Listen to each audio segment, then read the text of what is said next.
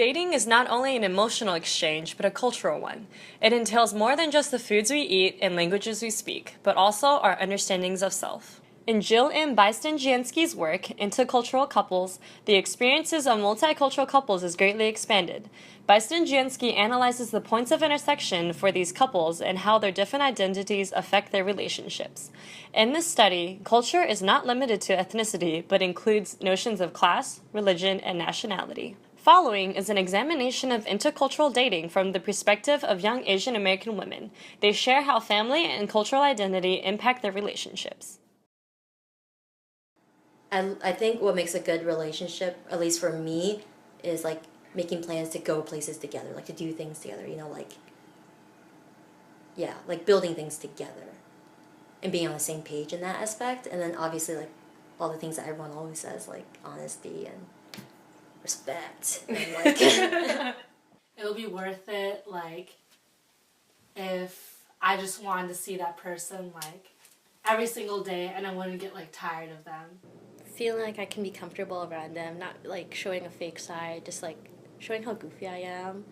If I don't feel the need to like talk every single second to try and fill any awkward silences, like I'm fine. Or I can talk every single second because I want to talk to you. It's not like, forced. Well, for my family at least, most Filipino families are like quite large, I guess. And when we have family reunions and stuff, we see like as kids how they like adults interact, how loving and cherishing they are towards, the other family members. And then I guess like what Jimmy told me, he doesn't really have a big family and they're more like closed off. Respect for my culture, that's the biggest thing. I've actually broken up with someone because they didn't really value my culture as much, as I would hope they would. And also, they need to respect my family. I don't identify as Baptist anymore. I don't know if I ever really did myself. It was kind of just like, oh, well, we're going to church.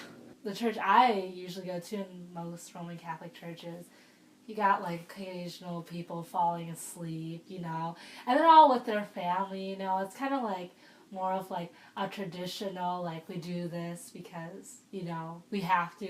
But for Christians, it's more like I do this because I want to learn more. We would specifically go to other people's houses in order to pray or like go through the whole rosemary. Go through the whole entire rosemary, and we would just go specifically like an hour to someone's house. Even though we have like different religions, it's kind of like we still respect that like we have separate religions, but we both respect that. I feel like the Chinese culture, since it's not as tied to religion, it's easy to accept the culture and like embrace it. Mm-hmm. Whereas I feel like if it was really attached to religion and I'm not religious, then I feel like I would have to reject my culture because I reject the religion. I mean, a lot of people find, the people they want to marry at this age at some point. It's hard because like I always imagine myself like being with someone who's also Filipino, so like just sharing like all that Filipino culture, but obviously like I don't want like my kid to have like just straight up all of one culture,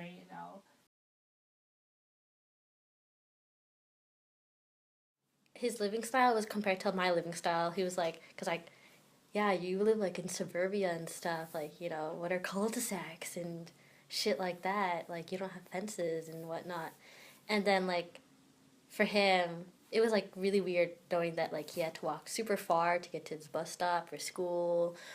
Like I still have those moments in my life when I'm just like, well, is this like my culture? Is this a Filipino culture?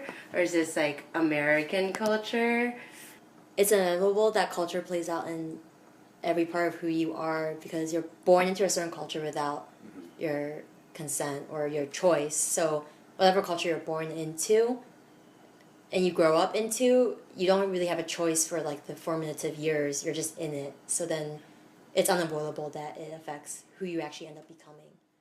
The beliefs and experiences of these women exist on a spectrum ranging from a liberal Americanized standpoint to a more traditional standpoint due to the culture instilled in them by their families.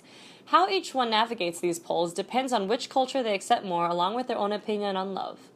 As a result of this, the concept of intercultural relationships is constantly being redefined. Much like the Filipina bloggers in Denise Cruz's Transpacific Femininities, the women interviewed push the boundaries of relationships and what it means to be an Asian American woman.